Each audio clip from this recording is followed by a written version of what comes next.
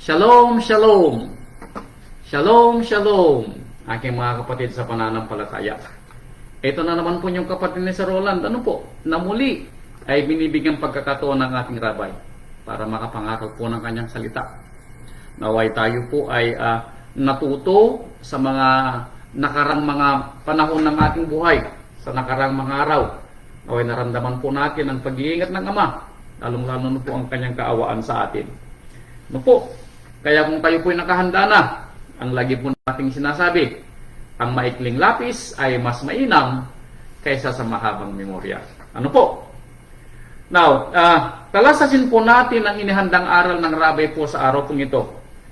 Dahil ang pamagat po ng ating kwento Finding Light in the Darkness. Paano daw po natin hahanapin ang ilaw sa pusikit na kadiliman? Sa mga bagabag po sa ating buhay, sa mga nararanasan po natin. Paano ba nga tayo tatayo sa ating mga kinasadlakan? Alam po ninyo, sa dinami-dami ng ating mga pagpapala na sa araw-araw, kung minsan nakakalimutan natin kapag tayo po ay nakakaramdam ng anumang mga pagsubok. Pag tayo po ay iniwanan ng sinasabi nating pagpapala, kagalingan, at tayo dinapuan ng mga sakit. Tayo ay nakaramdam ng anumang mga bagabag sa buhay. Parang nakakalimutan natin yung mga nakarang araw na tayo po ay masaya, na tayo po ay feeling natin nasa tabi natin siya Mang Yahweh. Pero talasasin po natin ang kwento ng rabay na sa anumang mga kadiliman sa ating buhay, sa anumang mga bagabag sa ating buhay, tayo po sana ay makahanap ng ilaw. At ito yung kwento na isisiwalat ng ating rabay. Now, sisimulan po natin ang kwento dito po sa kwento ng isang asawa na namatayan. Now, maaaring ito po ay napakahirap nating maunawaan, pero tignan po natin ang kwento. Dahil sa mga nararanasan nating mga bagabag sa buhay, siguro wala nang masakit na mararanasan ng isa yung mawalan ka ng tinatawag na mahal sa buhay. Ano po? Pero tingnan natin yung kwento rito. Dahil ito yung ibinigay na salaysay ng rabay at ako ay mananampalataya na tayo ay magkakaroon ng kalakasan, pag-asa sa mga darating na mga araw. Itong kwento ay nasa pangalawang hari, chapter 4. Ito'y panahon ni Elisha. Now, si Elisha or Eliseo ay siya yung nagmana ng pagpapala kay Elisha. No, kay Elisha, kay Elijah. Elia, ayan. Si Elijah ay si Elia, si Eliseo ay si Elisha. Ayan. So, pangalawang hari, chapter 4, ito yung sisimulan nating kwento. Pangalawang hari, chapter 4. Paano tayo makakahanap ng liwanag sa gitna ng kadiliman? Now, dito sa aklat ng pangalawang hari ay makikita natin na meron ditong isang biyuda. Pag biyuda namatayan ng asawang lalaki. Now, alam nyo ng panahon ng mga Israelita, kapag ang namatay ay ang lalaki, ang magiging dagok ay napakalaki sa isang pamilya. Dahil nung panahon ng mga Israelita, bihira kayo makakakita ng mga babaeng naghahanap buhay. Karamihan sila yung mga nasa tahanan, nag-aalaga ng kanilang mga asawa, nag-aalaga ng kanilang mga anak.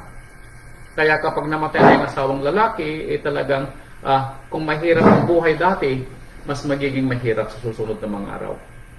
At ito yung kwento ng isang biyuda dito sa chapter 4. Sabi niya dito, sumigaw nga kay Elisha ang isang babae na isa sa mga asawa ng mga anak ng mga propeta na nagsasabi. So yung asawa niya ay mananampalataya. At napadaan sa panahon na yun si Elisha na isang propeta. At siya'y tinawag ng biyudang babae. At sinabi niya, ang iyong lingkod na aking asawa ay patay na. Now, imagine ninyo yung punto na may kakilala kayo o kayo mismo ay nakaranas na namatayan.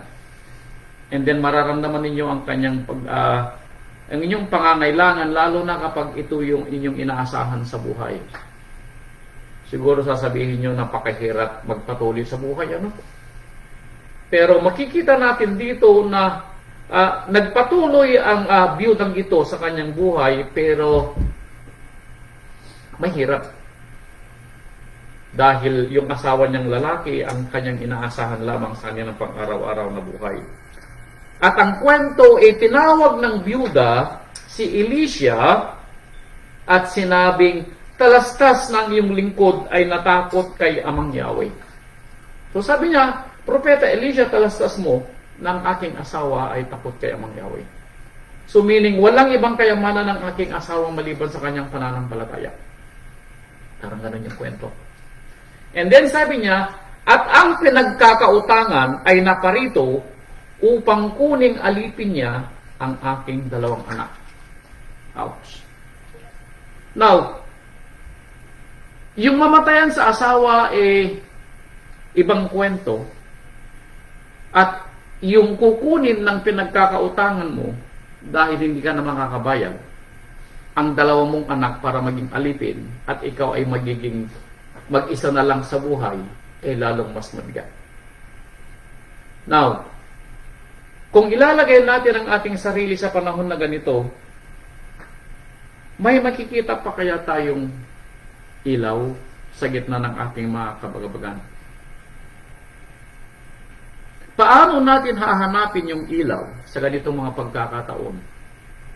Samantalang tayo ay nabibingit sa ganitong mga bagabag sa buhay. Alam nyo, napakadaling sabihin, pero parang napakadali. Ano po? Dahil kung bibigyan natin ng diin ang sinasabi dito sa pangalawang Korinto, babalikan ko ito mamaya, ano po? Liimin lang natin pag ganito yung pangyayari sa isang buhay at mararamdaman natin yung paghihirap ng babaeng biyuda na siya ay nasa gitna ng kanyang kabagabagan. Namatayan na siya ng kanyang asawa and yet hindi pa natapos yung kanyang kalbaryo. Dahil dumating yung pinagkakautangan niya o pinagkakautangan nilang pamilya at dahil wala na siyang pambayad, kukunin ng kanyang dalawang anak para maging alipin at siya ay magiging mag-isa. Now, may liwanag pa kaya sa ganitong pagkakataon? Alam niyo, sabi dito sa pangalawang Korinto chapter 5 verse 7. Pangalawang Korinto chapter 5 verse 7. Ano bang sinasabi dito sa pangalawang Korinto chapter 5 verse 7? Sabi dito, Korinto chapter 5 verse 7, sapagkat nagsisilakad kami sa pamamagitan ng pananampalataya, hindi sa pamamagitan ng paningin. Now, anong sabi dito sa pangalawang Korinto? Sabi na Apostol Saulo sa kanyang sulat sa mga taga-Korinto, dahil ganito rin ang kwento ng ibang mga kapatiran doon na may mga bagabag sa buhay. Pero sabi ni Saulo, kami ay kahalintulad ninyo na may mga bagabag din sa buhay. Pero sabi ni Saulo, pero kami ay lumalakad, meaning nabubuhay kami sa pananampalataya, hindi sa aming nakikita. Now, anong ibig sabihin ni Saulo? Ang ibig sabihin ni Saulo, hindi sila nabubuhay sa pang-araw-araw na nararamdaman nilang kabagabagan sa buhay, kundi nabubuhay sila sa pag-asa dahil sila ay may pananampalataya. Now, bakit sinabi ni Saulo na sila ay nabubuhay o lumalakad sa pananampalataya at hindi yung kanilang nakikita? Dahil kung titingnan natin at pupuntahan natin yung kwento ng babaeng bao, kung titignan niya ang kanyang kapaligiran, may makikita ba siyang pag-asa? Sasabihin natin, wala. May makikita ba siyang liwanag kung kanyang titignan lang yung kanyang masasabing kapaligiran na kahirapan? Patay ang kanyang asawa at marami siyang utang at kukunin kanyang dalawang anak para pambayad sa utang. May pag-asa kaya kung ang kanyang paningin, ang kanyang pag-aasahan? Sasabihin natin, wala. Anong ibig sabihin ng sinasabi ni Saulo na sila'y nabubuhay o lumalakad dahil sila'y may pananampalataya? Anong sinasabi dito sa aklat ng Hebrew, chapter 11? Ito pong sabi niya. Sa mga kapatiran po natin nagsasabing sila may pananampalataya, paano natin bibigyang diin ang salitang tayo may pananampalataya sa gitna ng ating mga kabagabagan? Sa kwento ng babaeng byuda, may pag-asa ba? May liwanag ba sa gitna ng kanyang kadiliman sa bagabag na kanyang nararanasan at that moment? Sabi niya dito sa Hebrew chapter 11 verse 1, ito ang sabi. Ngayon, sabi niya, ang pananampalataya ay siyang kapanatagan sa mga bagay na hinihintay. Now, anong sabi niya? Ang pananampalataya daw ay paghihintay sa isang bagay na may kapanatagan. Ibig sabihin, sa bagabag na nararanasan mo sa buhay, iniisip mo na may kalunasan ang iyong nararanasan at ikaw ay maghihintay sa kalunasan na yaon. At anong sabi niya? Nang may kapanatagan. Meaning, hindi ka nababalino. Hindi ka nagugulimihanan, hindi ka nai-stress, hindi ka nag-aalala. Dahil alam mo, darating din ang araw na maiibsan ang iyong nararamdamang kabagabagan. Ito raw ang pananampalataya. Paghihintay sa isang bagay na hindi nakikita at ang katunayan ng mga bagay na hindi pa nakikita. Meaning, hindi pa pang dumarating, pero alam mo sa sarili mo darating. Bakit? Dahil ikaw ay may pananampalataya. Sabi pa dito sa aklat ng mga Roma, idagdag natin ang sinabi ni Saulo muli sa kanyang sulat sa mga taga-Roma chapter 8. Roma chapter 8.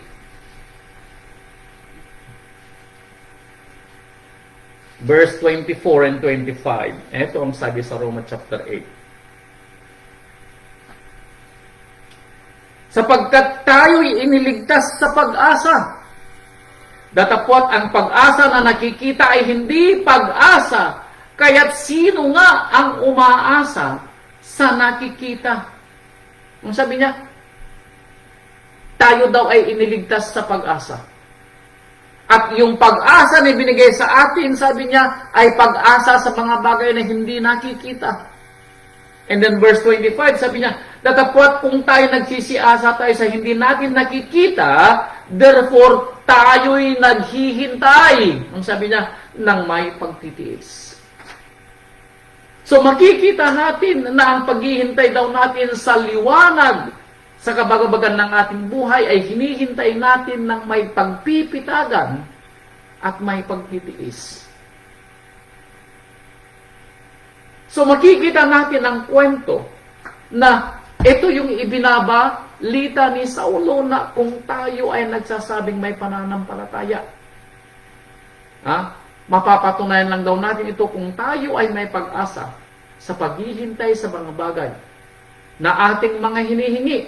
Kaya kung mapapansin ninyo, yung aking panalangin kanina, yung ating panalangin na kung mamarapatin ng Ama at sa ikaluluwalhati ng kanyang napakadakilang pangalan, naway ang ating mga kahilingan ay dinggin niya mula sa kanyang banal na kaharian sa langit at ito'y ibigay sa atin.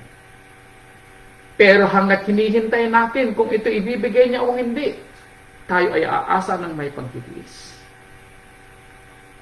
Kaya kung babalikan natin ang kwento ng babaeng byuda sa chapter 4 ng pangalawang hari, now, ang kwento rito ay hindi lang namatay kahapon yung asawa niya. Matagal nang patay yung asawa niya. At hinihintay niya yung pag-asa. Ano po? Na makikita niya ang pag-asa sa kanyang paghihirap. Hindi po namatay kahapon yung asawa niya. Ano po? Bigyan natin ng time elapse yung kwento dahil hindi po namatay kahapon yung asawa niya at agad-agad dumating si Elisha. Hindi po ganun yung kwento. Matagal na pong patay yung asawa niya. At matagal niyang hinihintay yung pag-asa na yun. Nagkataon lamang. Ano po? na napadaan si Elisha. At kung mapapansin ninyo, explicit yung pagkakausap niya kay Elisha. Now, tanong, ito na kaya yung kanyang hinihintay na pag-asa? Ano nyo, sometimes, hindi po natin alam kung alin yung ating hinihintay na pag-asa. Baka po, dumating na sa atin, hindi lang natin napansin. Ano po? Pahapyaw na dumating, pero hindi natin napagtanto. Kalasasin natin kung sino o ano yung ipapadala ng Ama na magiging pag-asa natin dahil baka na-miss natin yung pag-asa natin. Dahil ang kwento rito napadaan si Elisha doon sa bahay ng byuda, at nang makita siya ng byuda at kilala siya ng byuda, ibig sabihin kilala niya kung sino ang lingkod ng Ama. At naway tayo din ay makaunawa kung sino nga yung lingkod ng Ama na ipapadala ng Ama para mapatunayan natin na siya ngayong pag-asa na ating hinihintay. Dito sa pangalawang hari, balikan natin ng kwento, chapter 4. Nang marinig ito ni Elisha, may sinabi ba si Elisha? Verse 2. At sinabi ni Elisha sa kanya, anong gagawin ko sa iyo? Imaginin natin, may dumating na anghel sa ating mga harapan at tinatanong tayo, anong gagawin ko sa iyo? Now, alam nyo, may mga pagkakataon ang ating mga hinihingi ay nasa harapan na natin pero hindi pa natin naunawaan na ito na yung kwento. Ito na yung kasagutan sa ating mga hinihingi.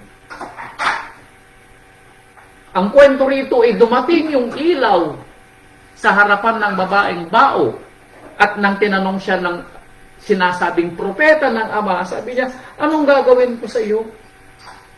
Saysayin mo sa akin. Sabihin mo kung anong kailangan mo. Baong babae. Sabihin mo kung anong kailangan mo. At malalaman natin ng kwento na ang babaeng bao ay sinabihan ni Elisha kung anong meron siya. Tinanong kung anong meron siya at sinabi ng babae, wala ako, maski ano sa bahay. Now, ibig sabihin, wala siyang kasangkapan sa bahay. Bakit? Bao, may mga utang sumaaring kinuha na ng mga pinag-uutangan niya.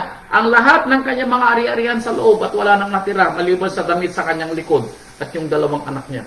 Kukunin pa sa susunod dahil hindi siya makabayad ng utang. Pero sinabihan siya ni Elijah, ang iyong lingkod ay walang anumang bagay maliban sa isang palyok na langis. Maliban sa isang palyok na langis. Meaning, yun ang ginagamit nila sa kanilang tahanan. Kaunti na lang pang-aari ang natitira. Now, paano natin bibigyang diin ang pagpapala na ibinigay sa atin ay dito natin mapapatunayan kung tayo may pananampalataya. Nang malaman ni Elisha na iisang palyok ang nasa loob ng tahanan ng babae, anong sabi niya? Magkagayo sinabi ni Elisha, ikaw ay yumaon. Manghiram ka ng mga sisidlan sa labas ng lahat ng iyong mga kapitbahay. Sa makapitbagay na mga walang lamang sisidlan, huwag kang manghiram ng kaunti. Huwag kang manghiram ng kaunti. Alam niyo, mga kapatid, huwag niyong bibigyan ng limit yung pagpapala ng Ama. Huwag niyong itatali ang kanyang mga kamay kapag tayo ay humihingi. Ang ibig kong sabihin pag tayo ay may hinihinging pagpapala, huwag kayong magbigay ng limit. Huwag kayong magkaroon ng tinatawag na doubt. Dahil kapag nagkaroon tayo ng doubt at nagkaroon tayo ng limit, yun lang ibibigay ng Ama sa atin. Bakit? Yun lang ang ating hiningi. Yun lang ating mga sinalita. Maalala ko ang kwento ng isang hari doon sa kwento ng mga hari laban kay Ben-Hadad na Syria. Nang sinabihan ni Propeta Elijah, paluin mo ang lupa. Pinalo niya ang lupa ng 3 beses. Nagalit si Elijah. Sabi niya, sana pinalo mo ng mga 6, mga 5, 6. Ngayon, lulupigin mo ang Assyria, sabi niya 3 ulit, pero hindi mo sila mauubos. Bakit? 3 beses mo lang silang malulupig. Ibig sabihin, huwag nating lalagyan ng limit yung ating mga hinihingi. Kaya sabi niya, huwag kang maghiram ng kaunti, maghiram ka ng marami. At alam natin ang kwento. Napuno ang lahat ng mga tapayan. Mula doon sa palyok na kakaunti ang langis ng babaeng byuda. At sinabi ni Elisha, ipagbili mo ang lahat ng mga langis para pambayad mo ng iyong mga utang at ang matitira ay sa iyong ikabubuhay. Nagkaroon ng pag-asa yung babae. Sa kanyang pananampalataya na si Elisha ay propeta ng Ama at magbibigay ng liwanag sa kanyang kabagabagan sa buhay. Sa gitna ng ating mga kabagabagan, mga kapatid ko, tayo ba ay may mamakitang pag-asa? Alam ninyo,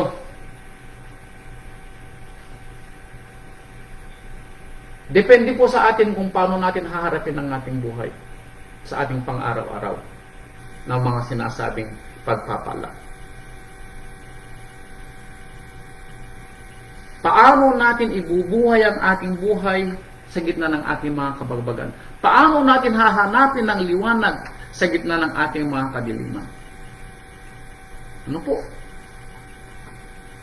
Alam po ninyo, meron tayong kapatid na kalilipat lang mula sa Pampanga. Now, ang kanila pong kahilingan magmula noon pa, sana makahanap sila ng kapanampalatayang nila. Bakit? Dahil kilala nila si Amang Yahweh, pero wala silang mapagsambahan. Wala silang mapagsambahan. Malayo sila sa sambahan.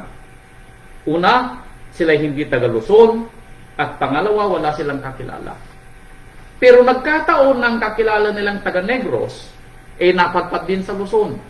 At nagkataon na sa online, nagkabalikang kilala sila. Ipinakilala nila ang bawat isa at nakilala din natin siya. Siya si kapatid na Henrito, Lastimoso ng Pampanga. Siya po'y taga Negros. Ang pangarap po nila mag-asawa at hinihingi, sana magkaroon sila ng mapaglilipatang sambahan. Sila po ay nagtatrabaho sa Manukan sa Pampanga. At nang mapasyalan po siya ni Pastor Dondon, alam po niyo ang kwento na Pastor Dondon, hindi ko alam kung paano sila nakakatagal doon sa loob ng Manukan. Sabi niya, sa compound ng Manukan dahil napakabaho ng mga dumi ng mga manok. At yun pong katotohanan. Sabi niya, napakapayat ng kanilang mga anak, maaaring dahil sa amoy. Pero ang kanilang hinihingi, sana makalipat sila ng malilipatang tahanan. Sana meron silang mapagsasambahan. Itong kanilang hinihingi for almost years. Now, nangyari po ba ang kanilang mga hinihingi? Bakit? May pananampalataya sila na ibibigay ni Amang Yahweh ang kanilang hinihingi. Sa gitna ng kanilang mga kabagabagan, wala silang kakilala. Hindi nila tayo kakilala. Nagtiwala sila sa Ama na nang makilala nila si Pastor Dondon, itinuring nilang kapatid. Nang makilala nila tayo, itinuring nila tayong kapatid bagamat hindi pa tayo nakakadaupang palad. Pero ang kanilang pag-asa ay meron silang malilipatan na may sambahan.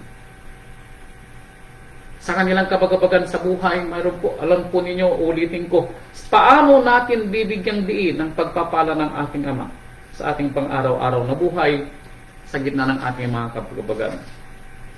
Sa ngayon po, nalipat na po si kapatid na Henrito at ang kanyang asawa at ang kanyang 4 na anak sa dinalungan sa tabi po ng kapilya. At sila po ngayon ay nagsisimulang masasabi nating nagpapanibagong buhay. Ano man yung ibigay ng Ama na pagpapala sa kanila, itinuturing nilang pagpapala. Ang importante, sabi nila, meron silang mapagsasambahan. Yun ang kwento ng pag-asa. Na sa kabagabagan ng kanilang buhay sa Manukan sa Pampanga noon, hindi nila akalain na sila makakalipat. Pero sa pagpapala ng Ama, Ano po, sa pagpapala ng Ama, nalipat na sila at meron na silang sambahan. Katabi lang nila dahil sila nakatira sa loob ng compound ng ating assembly. Meron pa silang ikabubuhay. Bakit? Dahil sila masipag. Sabi ko nga, kung magsisipag kayo, sabi ko, mabubuhay kayo kahit paano. Ang importante, sabi ko, ay nasa sambahan kayo. So makikita natin, ang pagpapala natin ay depende kung paano natin titignan. Sa gitna ng ating mga kabagabagan, may pag-asa ba? Yes. Dapat may pag-asa. Dahil ang dapat, kung mawala man ang lahat, wag lang ang pag-asa. Tayo po ay makakita ng liwanag sa ating kabagabagan. Kaya sabi dito sa pangalawang Korinto chapter 4 verse 18, samantalang kami ay nagsisitingin hindi sa mga bagay na nakikita, kundi sa mga bagay na hindi nakikita. Bakit? Sapagkat ang mga bagay na nakikita ay may katapusan. Ngunit ang mga bagay na hindi nakikita ay walang hanggan. Yung pananampalataya. Ni kapatid Henrito na makakalipat sila. For out of nowhere, nakilala niya tayo. Yung pag-asa ng babaeng bao na dumating on time, si Elisha.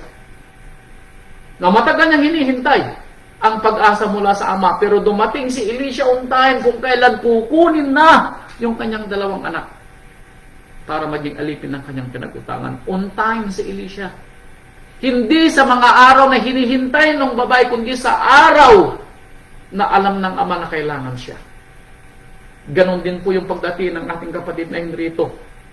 Yung kanilang hinihingi na malipat sila ng matitirhan kung kailan alam na po ng Ama na handa na si Henrito na lumipat at magkaroon ng kanyang pagsasambahang asembleya. Dito po natin makikita yung sinasabi nating pagpapala sa mga kapatiran po natin o sino man po sa atin ang may nararamdaman mga kabagabagan sa buhay. Kung tayo po ay nasa bagabag, sana po ay makahanap tayo ng pag-asa. Dahil yung pag-asa po natin na yun ay yun ang magiging ilaw po natin sa ating mga kinakaharap na mga kabagabagan sa buhay. Sumunod na kwento dito sa unang hari. Ito naman ay kwento ni Eliya.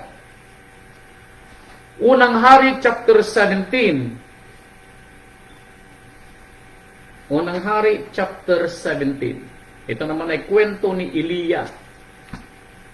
Ano po? Now, nung panahon naman ni Eliya ay panahon ng taggutom. Panahon po ng taggutom. At si Eliya dito ay kinausap ng Ama na pumunta sa Sarepta. Ang Sarepta ay hindi mismong bayan ng Jerusalem, kundi sa kalapit na bayan ng Sarepta. Ano po? Kaya sabi dito sa verse 9 ng chapter 7, unang hari, chapter 17 should I say, ikaw ay bumangon at pumaroon ka sa Sarepta na nauukol sa Sidon. Tumahan ka roon. Narito, aking inutusan ng isang baong babae na pakainin ka. Now, ang Sarepta sa Hebrew ay may ibig sabihin na refinement. Kumbaga sa dito kumbaga sa refinement kumbaga sa ginto. Okay? Dito mo siya magiging puro. Yun ang ibig sabihin ng Sarepta, to refine it, para maging matingkad, para maging puro. Tanggalin lahat ng impurities. Yun ang ibig sabihin ng refinement. Yun ang ibig sabihin ng Sarepta. Now, si Elisha rito, si Eliya ay isang propeta. At ito'y taggutom. Pero ang kwento rito ay pinapapunta siya sa bahay ng isang babaeng bao na taga Sidon. Hindi sa Israel, kundi isang babaeng Sidon, meaning isang hintil. Now, ang tanong, maniniwala kaya si Eliya na pupunta sa Sarepta? Dahil sinabi ng Ama, pakakainin ka roon ng isang babaeng bao. Now, sa lahat na magpapakain kay Eliya, bao pa. Nauulitin ko, ang kwento rito kapag bao, walang kakayahang buhay ng kanyang sarili. Dahil hindi sila nasanay na magtrabaho. Ano po? Ang tanong dito pupunta kaya si Eliya? Pumunta si Eliya. At nadatnan niya doon ang babaeng bao. Ano po? Now, hindi alam ni Eliya na ang dadatnan niyang babaeng bao ay naghihintay din ng pag-asa. Bakit? Taggutom. Sa kabagabagan ng kanyang buhay, nadatnan niya yung babaeng bao na inihahanda ang sinasabing kanilang huling hapunan na mag-ina. So, pumunta doon si Eliya dahil siya'y pinapunta ng ama at kailangan niyang pumunta doon sa babaeng bao dahil siya magbibigay ng pagkain sa kanya. At ito namang babaeng bao ay naghihintay naman ng pagpapalang mula sa ama, otherwise, ito na yung kanilang magiging huling hapunan. Kaya dito sa verse 10, sa gayoy bumangon siya at naparoon sa Sarepta. At siya'y dumating sa pintuan ng bayan at narito ang isang babaeng bao na namumulot ng mga patpat. Namumulot ng patpat, meaning yung kanyang huling panggatong na hindi alam ni Eliya. At sinabihan niya yung babae, dahil alam niya ito na yung babaeng bao na sinabi ng ama. Isinasamo ko sa iyo, dalhan mo ako ng kaunting tubig sa inuman upang aking mainom. So nagpakuha si Eliya ng tubig na maiinom. Pero hindi natapos doon yung kwento. Sabi niya, at nang siya yayaon ng kumuha, tinawag siya uli at sinabi, dalhan mo rin ako. Isinasamo ko sa iyo ng isang subong tinapay. Dalhan mo rin ako ng tinapay. Now, kung kayo yung babaeng bao na naghihintay ng pag-asa, makikilala mo ba na itong pag-asa na hinihintay mo ay si Eliya? Samantalang si Eliya sa kanyang paningin, instead na magbigay ng kanilang pagkain mag-ina, hindi. Nakikiamot pa si Eliya. Now, sometimes sa ating buhay, sabi ko nga, ang problema sa ating kumisan ay hindi natin mapagwari o mauunawaan kung sino yung ating hinihinging pag-asa. Kung minsan nami-misplace natin. Kung minsan, hindi naman nami-misplace. Sabi ko, hindi natin nakikilala. Hindi natin napagtatanto yung mga dumarating sa atin, yun na pala yung pag-asa. Nami-mislook natin. Kaya kung minsan, hindi dumarating. Bakit? Hindi natin napansin ito na pala yung pag-asa. So sabi ng babaeng bao, si Amang Yahweh mong ama ay buhay. Meaning kilala niya si Amang Yahweh kahit pa paano. Pero ang hinihingi mo, propeta, sabi niya, paano ko ibibigay sa iyo samantalang ako yung humihingi ng pag-asa? Ikaw ba yung pag-asa ko? So papigit pero parang hindi. Pakiwari siguro ng babaeng bao, hindi ikaw yung pag-asa ang hinihingi ko. Bakit? Ang hinihingi ko ay pag-asa na kami makakakain mag-ina dahil ito na yung huling aming hapunan. Otherwise, bukas mamamatay na kami, sabi niya. Tapos sabi niya, manghihingi ka pa. Ikaw ba yung pag-asa na aking hinihintay? Parang hindi. Parang hindi. May pagkakataon mga kapatid ko na yung ating hinihintay ay parang hindi yun ang totoo. Pero hindi natin napagtatanto yun pala yun. Ang kulang sa atin maunawaan natin kung alin doon yung ipinadala ng Ama na pag-asa sa atin. Yung ilaw na ibinigay sa atin sa ating kapagabagan sa buhay, baka mali kasi yung nakikita nating kasagutan. Ang ating ibinibigay na pangunawa, yung ating pangunawa, hindi yung ating pananampalataya. Feeling natin ito na yun. Pero yung pala ay hindi. Parang sa paghahanap natin ng trabaho. Ano po? Kung tayo naghahanap ng trabaho dahil kailangan nating buhay ng ating mga asawa at mga anak, sometimes hindi natin alam kung alin trabaho yung ating hinihingi. At kung may dumating na trabaho, feeling natin yun na. Pero hindi pala yun. Bakit? Dahil maraming sakripisyo. Pero feeling natin, yun na. Yun na yung hinihingi natin. Nakalimutan natin. Hindi na tayo nagtanong na yung trabaho pala na yun, hindi ka pwedeng mag-absent ng Sabado. Bakit? Kailangan mong magtrabaho. Now, since hindi mo napagtanto na yun pala yung hindi ibinigay ng Ama, feeling mo yun na yun, kaya tinanggap mo. So, instead na maramdaman mo yung pagpapala ng Ama sana, hindi. Bakit? Na-mislook mo. Dahil hindi mo napagtanto na yun yung hinihintay mo. Hindi pala yun. Kaya sabi ng babae, ako ay namumulot ng patpat upang aking iluto ang aming kaunting arina at kaunting langis sa banga.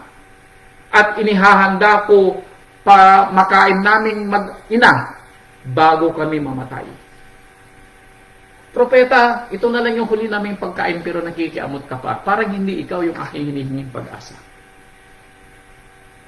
Pero ang sinabi ni Propeta Eliya, gagawin kaya ng babae? Verse 13. At sinabi ni Eliya, huwag kang matakot. Yumaon ka. Gawin mo ang iyong sinabi. Ngunit igawa mo muna ako ng munting tinapay at ilabas mo sa akin. At pagkatapos, sabi ni Eliya, ay gumawa ka ng para sa iyo at para sa iyong anak. Now, gagawin mo ba ito pag ikaw yung sangkot? Huling pagkain mo na to. And yet, may nakikiamot. Huling pagkain yung mag-ina, pero mayroon pang nagkikihati. Gagawin mo kaya? Pero kung ikaw ay naghihintay ng pag-asa at ikaw ay may pusong mula sa Ama, kahit na siguro gutom ka at may humihingi ng pagkain mo, kahit siguro paano magbibigay ka. Kung ikaw ay may pusong mula sa Ama, dahil alam mo na kapag may humihingi ng makakain at gutom, kahit hatiin mo yung pagkain mo, ay gagawin mo. Bakit? Ganun ang puso ng natatakot kay Ama niya. Ginawa ba ng babae yung sinabi ni Eliya? Yes. Bakit? Dahil napagtanto niya siguro na maaaring ito yung pag-asa na kanyang hiningi. Napagtanto niya na ito maaari yung ilaw na kanyang hinihintay sa kanyang buhay. Dahil nang gawin niya yung sinasabi ni Eliya, sinabi ni Propeta Eliya sa kanya, ang gusi ng langis ay hindi mauubos at ang tapayan ng arena ay hindi magkukulang hanggang hindi dumarating ang ulan at hindi natatapos ang tagutong. So nabuhay po siya, nabuhay po yung babaeng bawas ang po ng kanyang anak kasama ni Eliya hanggang dumating po yung buhos ng ulan para matapos yung tagutong. Sa ating buhay, makikilala kaya natin yung ilaw na ating hinihingi sa gitna ng ating mga kadiliman. Dapat po nating makilala. Dahil sayang po yung ating pag-aaral sa araw ng ating mga ibinigay ng Ama na pag-aaral sa Biblia. Kilalanin natin ang pag-asa natin na ibinigay ng Ama. Kaya sabi dito sa Aklat ng Panaghoy, chapter 3, verse 25. Panaghoy, chapter 3, verse 25. Si Amang Yahweh ay mabuti sa kanila na nangaghihintay sa Kanya, sa kaluluwa na humahanap sa Kanya. Anong sabi niya? Mabuti daw sa mga tao na naghihintay kay Amang Yahweh. Ito daw ay makakabuti sa Kanya. Doon sa tinawag nating, binigay nating kwentong dalawang bao at ang ating kapatid na Henrito, wala silang mga pag-asa maliban sa paghihintay kay Amang Yahweh. Nadidinggin ni Amang Yahweh ang kanilang mga hinihingi. Wala po silang mga pag-asa maliban doon sa kanilang wala po silang inaasahan, should I say, maliban sa pag-asa nila. Nadidinggin ni Amang Yahweh ang kanilang mga hinihingi. Kaya sabi niya, mapalad ang mga tao naghihintay kay Amang Yahweh at ang kaluluwa na umaasa sa Kanya. Sabi pa dito sa Lucas chapter 21 verse 19. Lucas 21:19. Lucas 21:19. Sa inyong pagtitiis ay may pagwawagin ninyo ang inyong mga kaluluwa. Anong sabi kanina sa Roma? Ang ating mga paghihintay ay hinihintay natin ng may pagtitiis.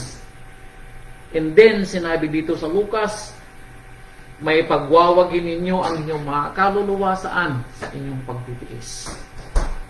Yung ating pag-asa po, na kay Amang Yahweh maghihintay at magtitiis. Yung ating pag-asa, ano po? Na tayo ay bibigyang ilaw ng Ama sa ating mga kabagabagan sa buhay. Now, tignan natin ang kwento dito sa dagdag na kwento dito sa aklat ng Lucas. Makikita ba natin dito yung pagtitiis? Lucas chapter 8. Sabi niya, sa inyong pagtitiis ay maipagwawagin ninyo ang inyong kaluluwa. Now, dito sa chapter 8, ito yung kwento ng talinghaga ng sabi nating maghahasik ng binhi. Lucas chapter 8. Tignan natin kung makikita natin dito yung pagtitiis. Lucas chapter 8. Ito yung kwento ng maghahasik. Ano po? Verse 11. Lucas chapter 8 verse 11. Ito ay talinghaga ng ating rabay doon sa maghahasik ng binhi, na yung iba ay nahulog sa may daan, nahulog sa may dawagan, nahulog sa may batuhan, nahulog sa mabuting lupa. Ito yung binhi na nahulog sa daan, sa may batuhan, sa may dawagan, at sa mabuting lupa. At sabi ng rabay, ito yung ibig sabihin. Verse 11. Ito ang talinghaga, sabi ng rabay, at ito naman ang kanyang ibig sabihin. Ang binhi, sabi niya, ay ang salita ng Ama. Sa mga nahulog sa mga tabi ng daan, ay sila yung mga nakikinig. Kung magkagay dumarating ang dyablo at inaalis ang salita sa kanilang puso upang wag silang magsisampalataya at mangaligtas. Na may pagtitiis ba doon? Wala. Ito daw yung mga nakinig sa salita ng Ama, pero hindi man tumubo, hindi man nagtagal. Bakit? Paglabas nila maaari sa kanilang mga kapilya na pinuntahan, o makalipas lang isang linggo, o pumasok sa kanan, lumabas sa kaliwa. Pagkatapos ng service, pagkatapos ng sermon, walang natira. Walang pagtitiis. Walang pag-asa. Sumunod na kwento, sabi niya, ang mga nahulog sa batuhan, sabi niya, ay ang mga nakarinig. Tinanggap ng may galak ang salita, at ang mga ito'y walang ugat, na sa sandaling panahon nagsisampalataya at sa panahon ng tukso ay nagsihiwalay. Walang pagtitiis.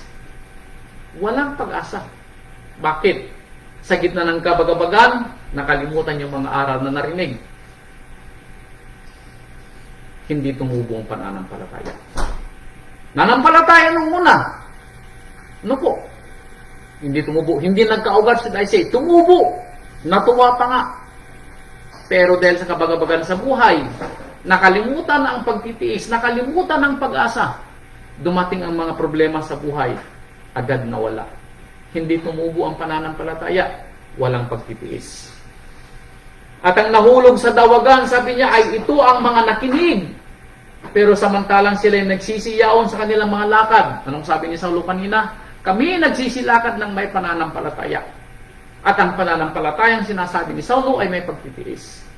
Pero sinasabi rito, habang yung mga nahulog sa mga dawagan ay tumubo, nagkaugat,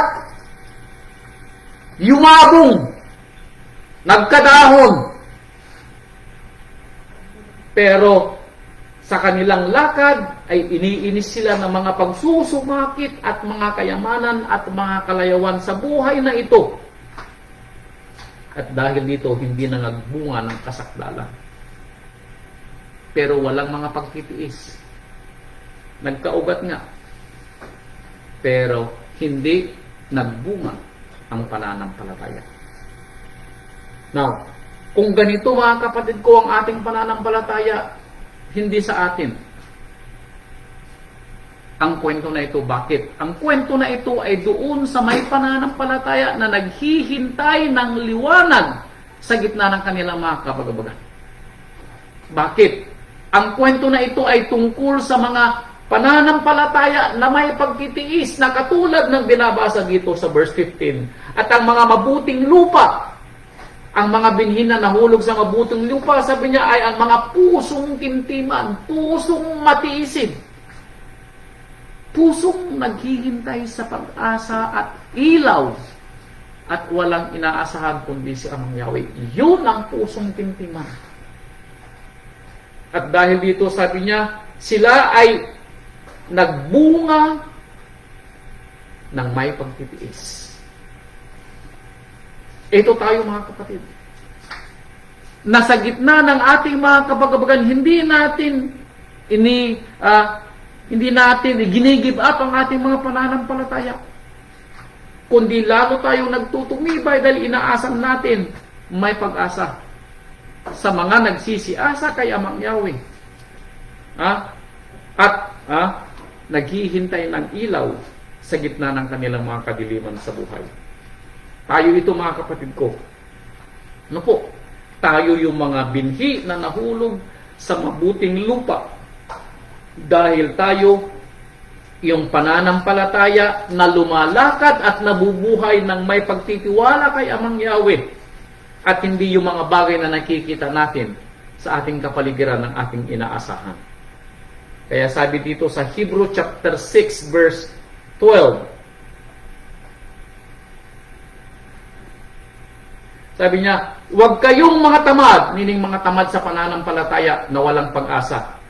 Kundi mga tagatulad kayo sa mga nasa pamamagitan ng pananampalataya at ng pagtitiis. Bakit? Dahil ang pananampalataya na may pagtitiis, sabi niya, ay nagsisipagmana ng mga pangako. Ang pangako ng Ama, sabi niya, hindi kita iiwan o pababayaan man. Yun ay pangako sa iyo. Hintayin mo, kapatid ko, sa gitna ng iyong kabagabagan. Sabi niya, Amang Yahweh, hindi kita iiwan o pababayaan man. Yun ang pangako ni Amang Yahweh. Hintayin mo, kapatid ko. Huwag kang mawalan ng pag-asa. Huwag kang mawalan ng pagtitiis. Bakit? Dahil ibinigay sa atin ang pananampalataya upang tayo ay maging liwanag sa gitna ng ating mga kabagbagan. Ang pananampalataya natin ang magbibigay sa atin ng ating mga pag-asa. Ano po? Kaya sabi niya dito pa sa dagdag 10:36 ng Hebrew, sapagkat kayo'y nangangailangan ng pagtitiis upang kung inyong magawa ang kalooban ng Ama. Kailan natin magagawa ang kalooban ng Ama? Kapag tayo ay may pagtitiis. Yung pag-asa natin, na wala tayong inaasahan sa buhay na ito, kundi si Amang Yahweh at si Amang Yahweh naman ay magpapadala ng kanyang mga lingkod na siyang magiging ilaw natin sa ating mga kabagabagan sa buhay. Ang kailangan lang natin malimi natin, makilala natin kung sino at ano yung mga bagay na ipapadala ng Ama sa atin para malaman natin kung ito ngayong ating hinihingi na pag-asa natin o ilaw ng ating mga kadiliman. Kaya sabi niya, nangangailangan ng pagtitiis upang kung inyong magawa ang kalooban ng Ama, sabi niya, ay magsisitanggap kayo ng pangako. At yung pangako rito ay ang buhay na walang hanggan na ibibigay sa atin ng Ama. Kaya ibababa ko dito sa Hebrew chapter 11 verse 6, sabi niya, kung walang pananampalataya, ay hindi maaaring maging kalugod-lugod sa Kanya. Dahil kung tayo po mga kapatid ay walang pananampalataya, hindi tayo magtsatsaga na makinig ng sermon for more than an hour. Hindi tayo magtsatsaga na pupunta sa ating mga kapilya. Hindi tayo magtsatsaga na gagawa ang kalooban ng Ama kung wala tayong pananampalataya. At hindi naman natin pwedeng ma-please ang Ama. Hindi malulugod ang Ama sa atin kung ang ating mga ginagawa ay sa ating sariling kusa. Yung bang sariling-sarili. Yung bang tayo ang nagsasabi sa ating sarili. Hindi malulugod ang Ama. Kundi ginagawa natin ang ating mga gawaing ibinigay ng Ama dahil sa pagtitiwala natin na si Amang Yahweh ang siyang magbibigay sa atin ng gantimpala balang araw at siyang lulubos ng ating mga gawa. Sabi niya, walang pananampalataya ay hindi maaaring magiging kalugod-lugod sa Kanya. Sapagkat ang lumalapit sa Ama ay dapat sumampalatayang may Ama. Manampalataya daw tayo na si Amang Yahweh ay Elohim na pwedeng gumawa ng Kanyang mga itinangako. At siya ang tagapagbigay ginti sa mga Kanya nagsisihanap ng buong sikap. Ito daw po ang ating pananampalataya. Nagaganapin natin sa buhay na ito habang hinihintay natin ang ating pag-asa at ang ating ilaw sa gitna ng ating mga kabagabagan. Dito pa sa Santiago, mga kapatid, Santiago chapter 1, verse 3 and 4. Yamang nalalaman na ang pagsubok sa inyong pananampalataya ay gumagawa ng pagtitiis. Again, ang pagsubok daw, ang mga gabi ng ating buhay, ang mga bagabag sa ating pang-araw-araw na buhay, sabi niya, ito yung mga pagsubok. At ang mga pagsubok na ito, sabi ni Saulo, ni Santiago, ay gumagawa ng pagtitiis. At inyong pabayaan ng pagtitiis ay magkakaroon ng sakdal na gawa upang kayo maging sakdal at ganap na walang anumang kakulungan. Dahil daw sa pagtitiis natin, tayo ay magiging sakdal. Meaning kapag sinabing may pagtitiis, tayo po'y hindi nagrereklamo. Tayo po'y hindi nagmamaktol. Tayo po'y hindi, lumiliban sa ating mga gawa. Hindi tayo nagpapabaya. Yun po yung sinasabing may pagtitiis. Walang kapaguran na gawin ang kalooban ng Ama. Walang kapaguran sa ating pag-aaral sa Kanyang mga salita. Walang kapaguran sa pagbibigay ng payo sa mga kapatid natin na nangangailangan ng payo. Walang kapaguran sa pagbibigay ng aral sa mga nagbibigay ng mga aral. Walang kapaguran sa pagpapalaganap ng mabuting balita.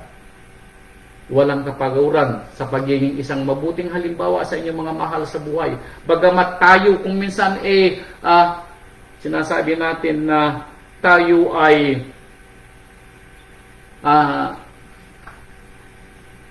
yung bang hindi nagiging maganda ang relasyon natin sa ating mga mahal sa buhay. Tayo yung kinaiinisan, tayo yung kinamumuhian, tayo yung kinagagalitan, tayo yung lumalabas na masama. Hindi tayo nawawalan ng pag-asa, hindi tayo nakakalimot, hindi tayo tumitigil sa paggawa ng mabuti.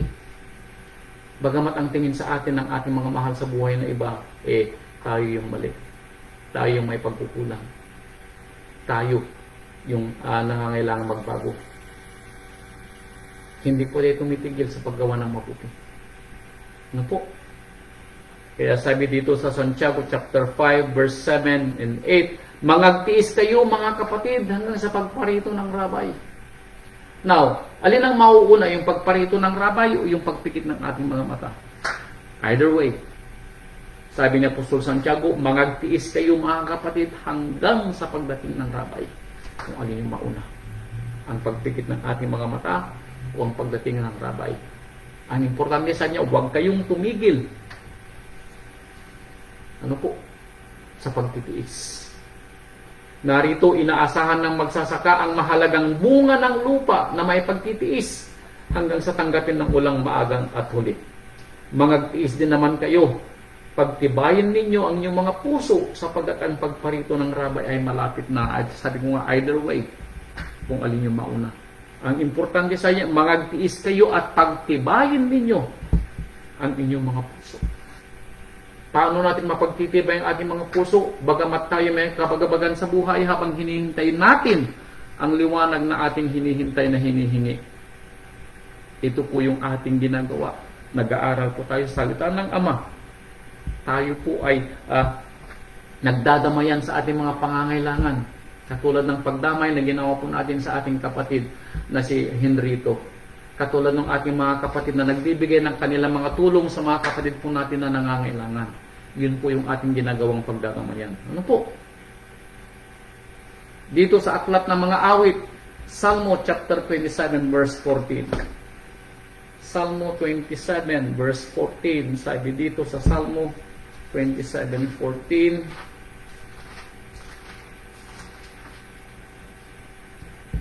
Mag-antay ka kay Amang Yahweh, sabi niya, ikaw ay magpakalakas at magdalang tapang ang iyong puso. Oo, umasa ka kay Amang Yahweh. Now, nang sabi niya, mag-intay ka kay Amang Yahweh. Ikaw ay magpakalakas at magdalang tapang ang iyong puso. Now, sino ang iniisip ninyo kapag ito yung narinig ninyo? Sabi niya, mag-intay ka kay Amang Yahweh, magpakalakas ka, magdalang tapang ang iyong puso. Sa kanyang paghihintay, sa ilaw, sa kadiliman ng kanyang buhay, sa pag-asa ng kanyang hinihingi. Sino ang maaalala ninyo? Ito yung kwento ng Jose. Now, maalala niyo si Jose. Batang gulang, binata, mga 17 or 18. Paboritong anak ng kanyang ama. Pero dahil dito, siya'y kinainisan, kinapuutan ng kanyang mga kapatid. Sa edad na gulang na 17 or 18, siya'y ibinenta ng kanyang mga kapatid sa Ehipto. Now, imagine ninyo ang buhay ni Jose na dati siya'y paborito ng kanyang ama, the apple of the eye of his father, pero kinamuhian ng kanyang mga kapatid. Ibinenta ng 30 pirasong pilak, napunta sa Ehipto bilang isang alipin. Anong sabi dito? Ikaw ay magpakalakas. Now, imagine niyo yung takot ni Jose na nahiwalay sa kanyang ama. Pagdating sa Ehipto, siya po'y ginawang alipin, ibinenta na maging alipin. Pero hindi po siya nawalan ng pag-asa. Dahil ayon sa kwento, ang espiritu ni Amang Yahweh na kay Jose. Iningatan po si Jose sa bahay ni Potifar. Pero maging sa bahay ni Potifar, anong sabi niya? Magdalang tapang ang iyong puso. Bakit? After just a year, pinagbintangan si Jose na ginagahasa niya ang asawa ni Potifar. Sabi niya, magdalang tapang iyong puso. Pinagbintangan si Jose sa kasalanan hindi niya ginawa. Sinabihan ng kanyang asawa ni Potifar na siya pinagtangka ang gasain ni Jose. Anong ginawa kay Jose? Ikinulong po si Jose. Umasa ka kay Amang Yahweh. Imagine ninyo ang takot ni Jose mula sa pagiging binatilyo, naging alipin, and then all of a sudden napunta sa kulungan na hindi naman niya ginawang kasalanan. For 12 years. Naghintay si Jose. Naghintay si Jose sa liwanag ng kanyang kadiliman sa buhay. Pero hindi po siya pinabayaan niya Amang Yahweh. Now, ito yung kwento ng isang lingkod na iningatan ng ama sa gitna ng kanyang mga kapag-kapagan. Tayo po yun mga kapatid, dahil sa gitna po ng mga tao sa ating mga lugar, pinili tayo ng ama sa ating mga sambahayan. Pinili po tayo, kung papapansin po ninyo, pinili po tayo sa ating mga sambahayan. Sa sambahayan ni Jose, ilan ba ang pinili ng ama para iligtas ang kanyang buong sambahayan? Isa lamang po, si Jose lamang. Ganon din po sa atin. Ano po? Sa loob ng ating mga sambahayan na ililigtas po natin ang ating mga anak, ang ating mga asawa, kung ang ilaw na ibinigay sa atin ng ama ay pag-iilawin po natin. At tayo po ay magiging mabuting halimbawa sa kanila. Bagamat tayo kung minsan, sabi nga natin, hindi nakikitang tayo gumagawa ng mabuti. Laging tayo yung masama. Nevertheless, magdalang tapang ka, sabi nga ng ating ama. Umasa ka kay Amang Yahweh.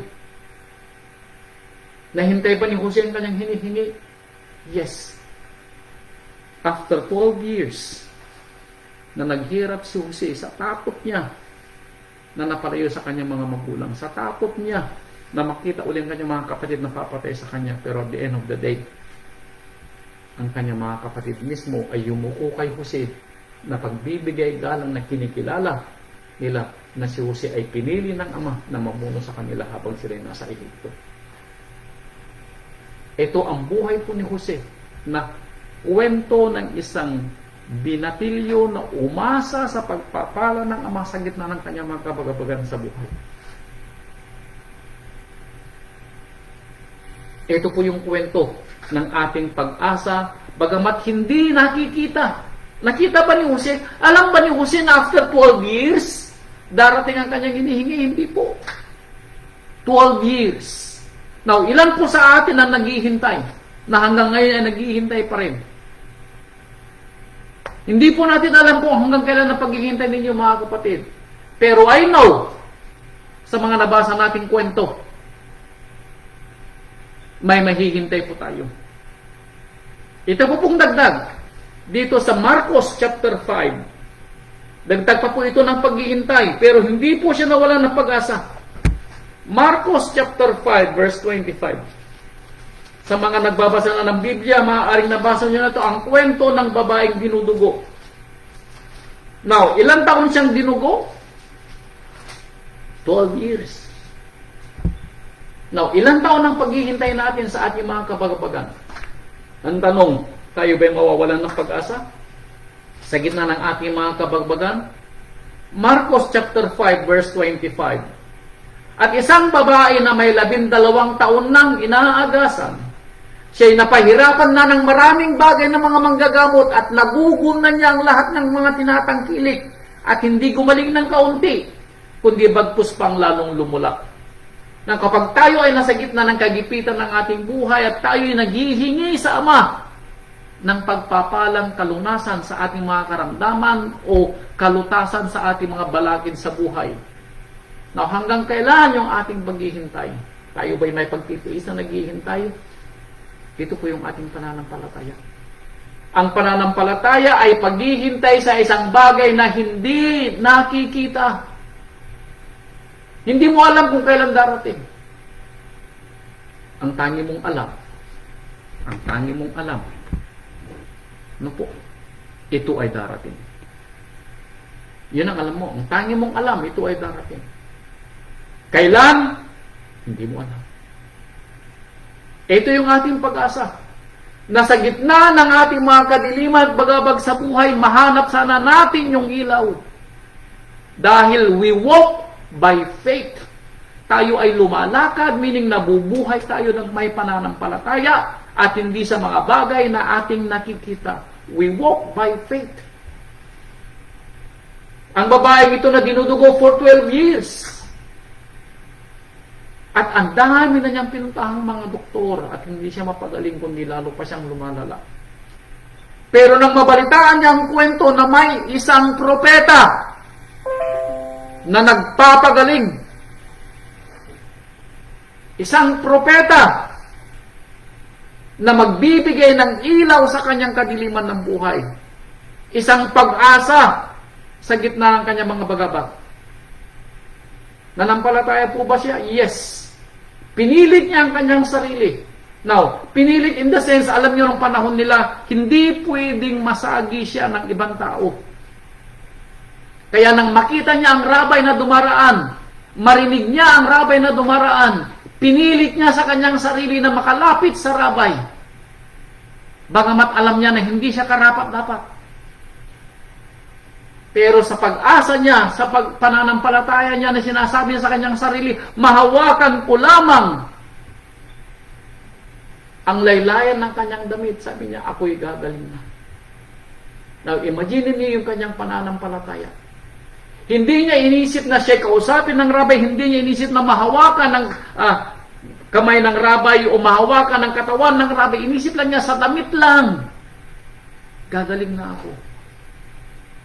Now, imagine niyo sa panahon ng rabay na napakarami ang dumadaiti sa kanya. Kaya ang kwento rito, verse 29 o verse 30, at siya sa pagkatalasas na nahawakan siya ng babae at gumaling siya, agad sa kanyang sarili na may umalis ng bisa sa kanya ay sinabi niya, sino ang humipo ng aking mga damit? Now, imagine ninyo ang rabay na nakaramdam na may nawalang bisa sa kanya dahil yung isang babae na nagpumilit dahil nakita niya yung kanyang pag-asa after 12 years. Sinabi niya sa sarili niya, gagaling na siya. Kaya nang mahawakan niya ang laylayan damit ng rabay, agad-agad siyang gumaling. Now, imagine niyo yung mga tao na nakapalibot sa rabay. Kaya sabi dito sa 31, at sinabi sa kanya ng mga alagad, Rabay, nakikita mong sinisiksik ka ng karamihan at sasabihin mo, sino ang humipo sa iyo? Imaginin mo yung mga tao na nakapalibot sa kanya, and yet wala silang naramdaman. Bakit? Dahil wala silang pananampalataya. Mga kapatid ko, napakadaling sabihin na tayo may pananampalataya. Pero, ito ba'y ating ibinubuhay? O ito'y sa isang salita lang natin? Napakadaling sabihin na tayo may pananampalataya at may pagtitiis. Pero, sa gitna ng ating mga kapag-abagan, maaalala kaya natin na hintayin ang pagpapala ng Ama. Maaalala kaya natin na magpatuloy sa paggawa sa kalooban ng Ama at gawin ang kanyang mga salita, bagamat tayo ay nababagbag na mga suliranin sa buhay.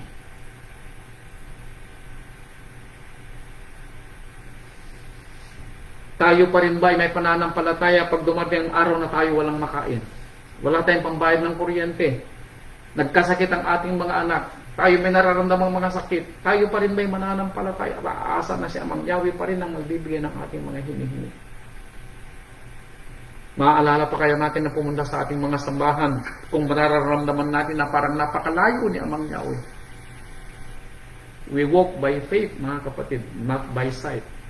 Paano natin ibubuhay ang salitang tayo ay lumalakad ng may pananampalataya at hindi sa ating nakikita? Yung tayo ay aasa na one way or the other, ang ating mga hinihintay ay darating. Yun ang pananampalataya.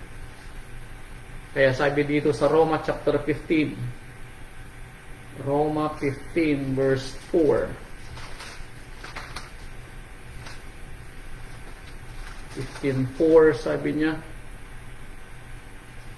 sapagkat ang anumang bagay na isinulat ng una ay nangasulat dahil sa ikatututo natin, upang sa pamamagitan ng pagtitiis at pag-aliw ng mga kasulatan ay magkaroon tayo ng pag-asa. It is true. Nasulat ang kwento ni Jose na siya'y natakot dahil nalayo sa kanyang mga mahal sa buhay, pero siya po'y nagpakalakas at umasa na siya'y hindi kalilimutan ng Ama. Ang kwento ng babaeng biyuda na namatayan ng asawa at naghihintay ng pag-asa dahil kukunin na ang kanyang dalawang anak para gawing alipin. Ang kwento ng babaeng biyuda na huling hapunan niya, pero dumating ang kanyang pag-asa at nabuhay siya at natapos ang kanyang paghihirap. Ang kwento ng babaeng dinudugo for 12 years. Bakit? Dahil ito isinulat para sa atin. Ano man yung mga bagabag natin sa buhay, mga kapatid ko, anumang mga sigalot ang ating nararanasan, anumang mga karamdaman ang ating mga nararamdaman, mga kapatid ko, may pag-asa. Sabi nga sa aklat ng mga awit, sabi niya, maghintay kay Amang Yahweh. Palakasin ang ating mga puso. Magpakalakas ka, kapatid ko. Ano man yung dumarating sa atin, alam mo, ito'y lilipas din. May pag-asa sa ating pananampalataya. Kaya ulitin ko, sabi dito sa pangalawang Korinto chapter 5 verse 17, tayo'y lumalakad ng may pananampalataya at hindi sa ating mga nakikita. Ang ating pananampalataya ay pag-asa sa mga bagay na hindi nakikita. Ito yung ilaw na ating hinihintay. That's why tayo may pagtitiis. Regardless kung kailan tayo maghihintay, doesn't matter. Ang importante, tayo po hindi mag-give up. Bakit? Dahil sa ating pagtitiis, sabi nga sa aklat ni Lucas, may pagwawagin natin ang ating mga kaluluwa. Sa ating pagtitiis, may pagwawagin natin ang ating mga kaluluwa. Colossus chapter 1 verse 1. Colossus 1:11, not 1:1 but 1:11. Kayo'y palakisin ng buong kapangyarihan ayon sa kalakasan ng kanyang kaluwalhatian sa buong pagtitiis at pagpapahinuhod na may galak. Nung sabing Saulo, ng buong pagtitiis at pagpapahinuhod. Bagamat tayo po yung mga nasa bagabag sa buhay, tayo po ay mapagpakumbabang patuloy na gumanap. at nagagalak na pagpatuloy na gawin ang salita ng Ama. Yung nagagalak, huwag po natin kalimutan. Tayo may pagtitiis at may kagalakan sa paggawa sa mga gawaing ibinigay sa atin. Hindi po tayo nagmamaktol, hindi po tayo napipilitan lamang. Galak po, ano po, natutuwa tayo na ginagawa natin ang mga bagay na ito, bagamat may mga bagabag tayo sa buhay. Unang Pedro chapter 1, verse 6 and 7, malapit na pong matapos mga kapatid, na ito ang inyong ikinagagalak, bagamat ngayon sa sandaling panahon kung kailangan ay pinalumbay kayo sa mulit-muling pagsubok. Yes. Pinalulumbay tayo sa mulit-muling pagsubok. That is true. Pero ito yung ating pagpapala na ibinigay ng Ama. Dito natin nasusubukan kung hanggang saan yung pagpapala at pananampalataya na ibinigay sa atin kung tayo ay maghihintay ng may pagtitiis. Upang sa pagsubok sa inyong pananampalataya ay lalong mahalaga kaysa sa mga ginto na sisira. Bagamat ito'y sinusubok sa pamamagitan ng apoy, ay nasumpungan sa ikapupuri at ikaluluwalhati at ikararangal sa pagpapakahayag ng ating Rabbi Yeshua Messiah. Ito yung kwentong mga kapatid na dapat nating alamin na gawin nating matibay sa ating pagpapatuloy sa ating pananampalataya. Huling talata ko na po dito sa aklat ni Timoteo chapter 6 verse 12. Timoteo chapter 6 verse 12. Unang Timoteo chapter 6 verse 12.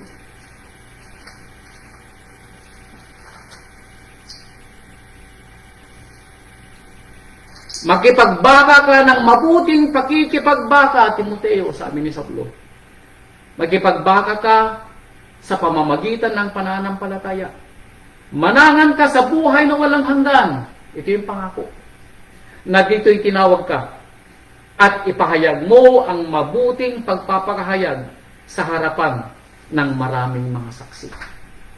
Tayo yung magiging mabuting halimbawa, magiging mabuting huwaran ng ating mga mahal sa buhay, ng ating mga asawa, ng ating mga anak, ng ating mga apo, ng ating mga kapatiran. Tayo yung binigyan ng pananampalataya para ganapin ang mga bagay na ito at naway ganapin natin ng may pagtitiis. Takbuhin natin ang buhay na ibinigay sa atin. Mamuhay tayo ayon sa pananampalataya. At sinasabi nga sa ibang kasulatan, tayo ay mamuhay, ang sabi niya, and the just will live according to their faith. Mabuhay po tayo na may pagtitiwala sa Ama, naganapin ang kanyang kalooban sa gitna ng ating mga kabagabagan. Sa ganitong paraan lang po natin maahanap ang ilaw na ating hinahanap sa kadiliman ng ating buhay. At sa pag-asa na ating hinihintay, manatili po tayo sa ating mga pananampalataya. Salamat po sa inyong lahat mga kapatid at naway ang pagpapala po ng Rabbi na aral ay nakarating po sa atin. Naway lalong nagtumibay po ang ating mga pananampalataya. Higit sa lahat, sana tayo po ay natuto sa aral na ibinigay sa atin. Salamat po sa inyong lahat mga kapatid at magandang gabi po sa inyo. Hallelujah.